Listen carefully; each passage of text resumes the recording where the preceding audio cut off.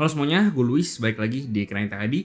Nah, jadi di video kali ini gue pengen ngebahas sebuah keyboard yang katanya itu bisa menjadi alternatif dari Glorious JMMK Pro ataupun Keychron Q1. Karena katanya layoutnya itu kurang lebih sama, tapi harganya itu bisa dibilang lebih terjangkau atau lebih murah.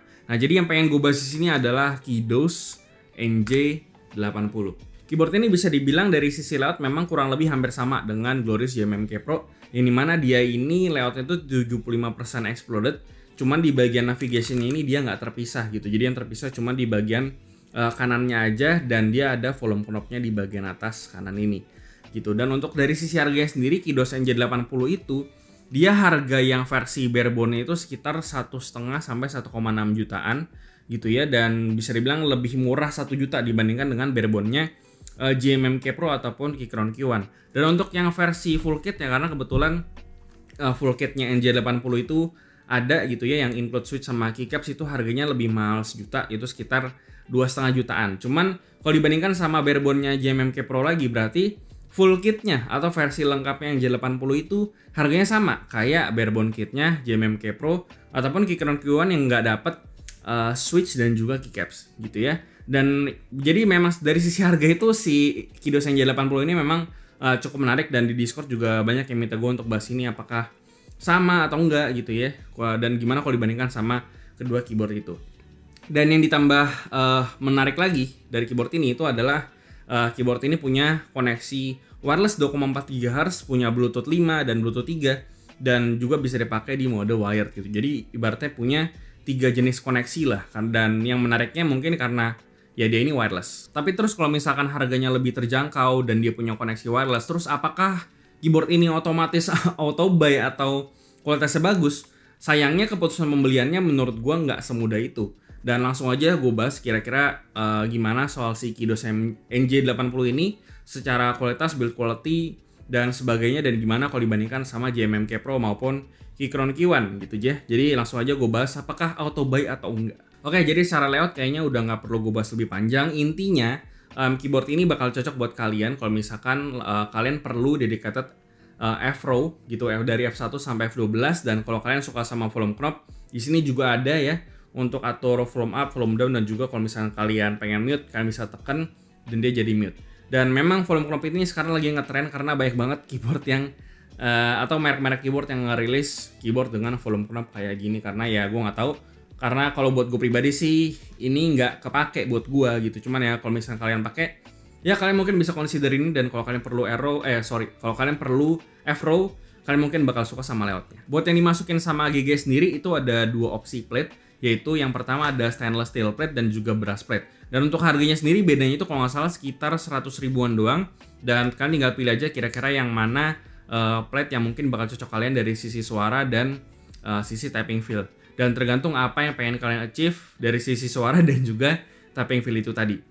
Gitu ya. Dan nanti soal apa bedanya brass plate dan juga stainless steel plate atau SS plate nanti akan gue bahas lebih lanjut. Nah, kayaknya mungkin di sini gue akan ngebahas yang versi full kitnya aja, karena yang barebone basically cuman minus switch dan juga keycaps doang. Nah, keycap bawaannya ini dia menggunakan bahan PBT die-sub, yang dimana di sini gue bisa confirm kalau misalkan kualitas keycap bawaan dari si Kidos NJ80 ini kualitasnya bagus. Dan kalau misalkan mau dibandingin sama keycaps lain, mungkin yang langsung masuk ke otak gue setelah gue pegang itu adalah keycapsnya kalau dibandingkan sama keycapsnya Leopold. Yang dimana keycapnya Leopold itu bisa dibilang adalah salah satu keycap PBT bawaan sebuah keyboard pre-built yang menurut gue kualitasnya itu bagus banget.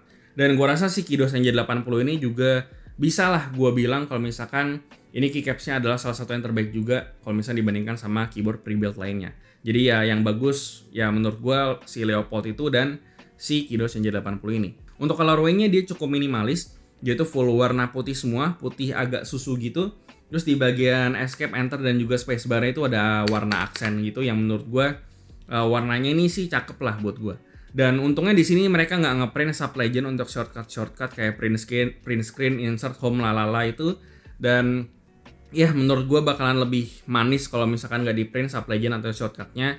Karena kalau misalnya di print jadinya menurut gue terlalu rame. Cuman ya kalau misalnya kalian orangnya malas baca buku manual, ya berarti shortcutnya semuanya harus kalian hafalin, atau kalian minimal bisa baca buku manualnya supaya kalian bisa tahu peletakan tombol shortcut yang ada di keyboard ini. Dan untuk RGB lighting semuanya juga ada di buku manualnya.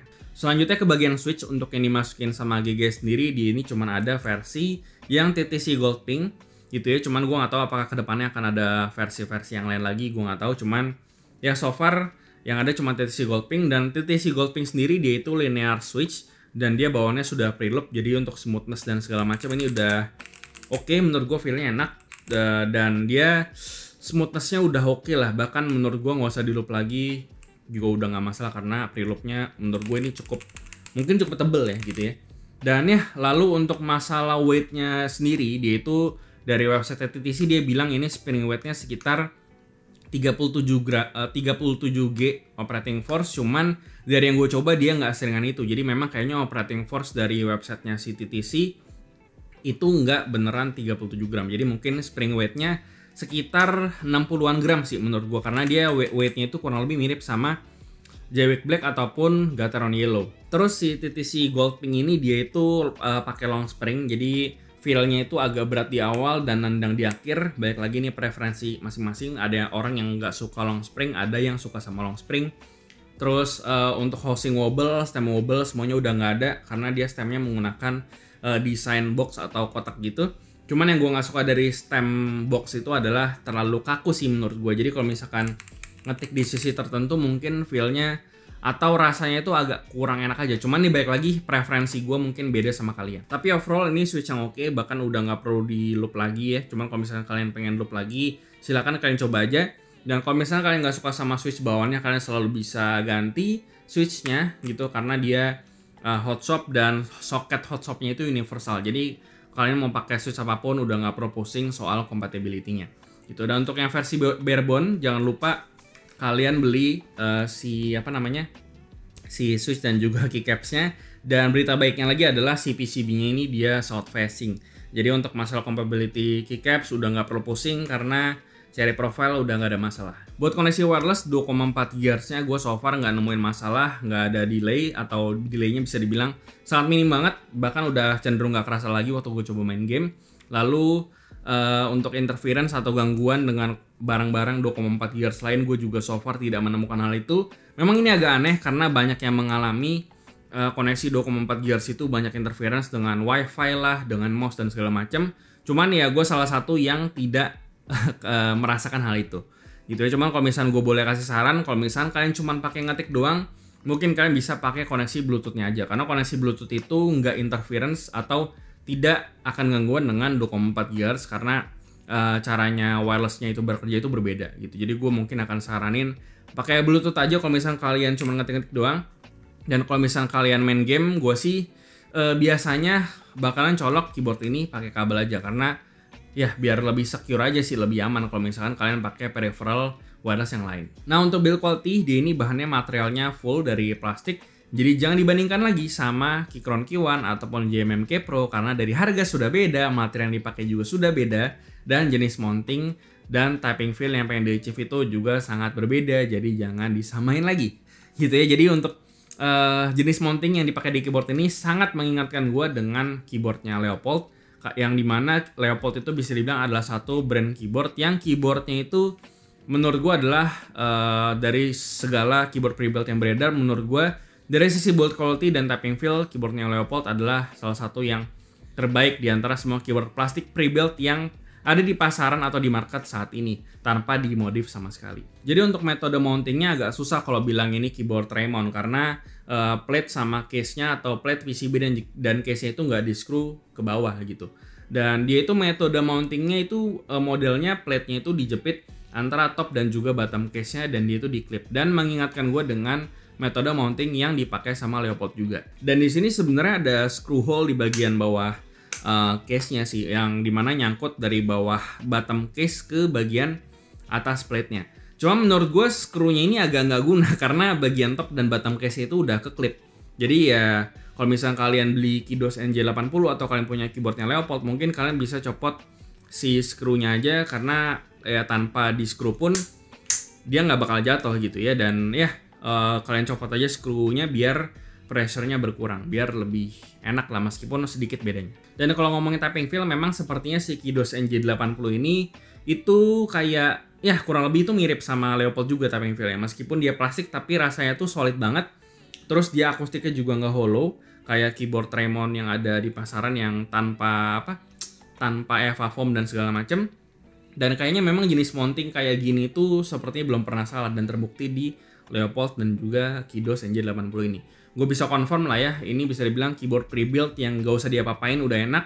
Dan bahkan gue mungkin gak saranin kalau misalnya kalian pengen coba sandwich mount atau keyboard atau modif keyboard ini jadi sandwich mount, karena ini bawaan pre-builtnya aja udah enak gitu. Jadi ya ini kalau misalnya kalian pengen achieve yang lebih enak lagi atau yang berbeda, ya kalian ganti keyboard gitu biar lebih berasa kayak gimana, atau ya kalian bisa dapetin yang lebih enak. Terus untuk plate-nya yang dimasukin sama GGS itu ada dua, tadi gue udah bilang ada stainless steel plate dan juga ada brass plate gitu. Dan untuk karakteristik yang dibawa sama kedua plate tersebut itu bikin tapping feel-nya kerasa stiff atau kaku, dan yang beda menurut gue cuman dari sisi suaranya aja. Gue sih tadinya berharap kalau misalkan minimal ada opsi plate aluminium, cuman ternyata adanya SS dan juga brass. Cuma balik lagi ini preferensi, karena feel yang stiff atau kaku itu bukan sebuah hal yang buruk kalau misalkan kalian suka gitu. Cuma karena di sini preference gue mungkin tapping feel yang lebih fleksibel atau lebih soft, jadi SS plate dan juga brass kurang oke buat gue. Ditambah lagi kalau di combo sama linear switch rasanya itu kayak keras aja gitu tapping feel-nya, dan di tangan gue agak kurang nyaman aja gitu. Jadi ya kurang lebih seperti itu. Dan mungkin ini bakalan lebih cocok kalau misalkan si keyboard ini di combo atau opsi plate-nya itu di combo sama switch tactile, mungkin bakalan lebih enak. Cuma baik lagi, ini preferensi, yang gue suka sama yang kalian suka mungkin bisa berbeda. Oke, jadi langsung aja kalian dengerin sampel tapping testnya.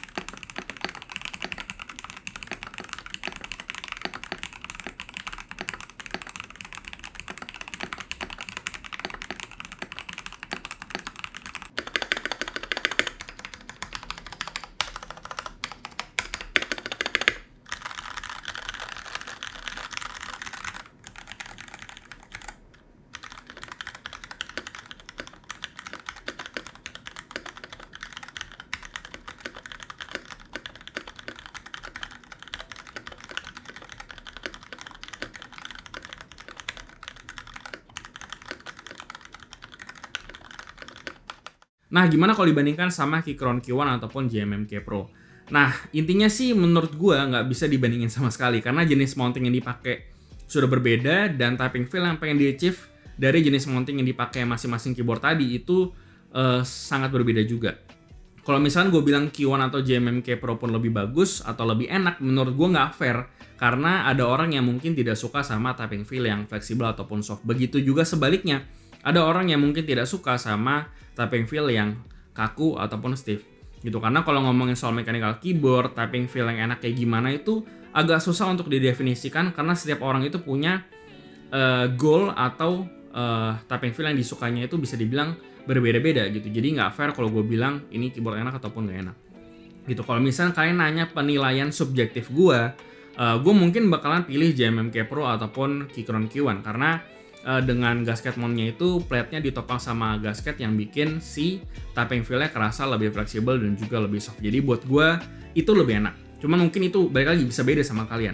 Intinya dari harga segini, entah yang barebone kit atau yang full, untuk sekelasnya di levelnya itu mungkin gambaran paling gampangnya ini sekelasnya si Leopold gitu ya. Yang dimana Leopold sampai hari ini masih menjadi keyboard pre-built favorit gue kalau misalkan ngomongin soal tapping feel-nya. Karena keyboard itu tanpa diapa-apain, tanpa diganti case, tanpa diapa-apain, paling cuman di loop doang stabilizer-nya, itu menurut gue udah enak banget.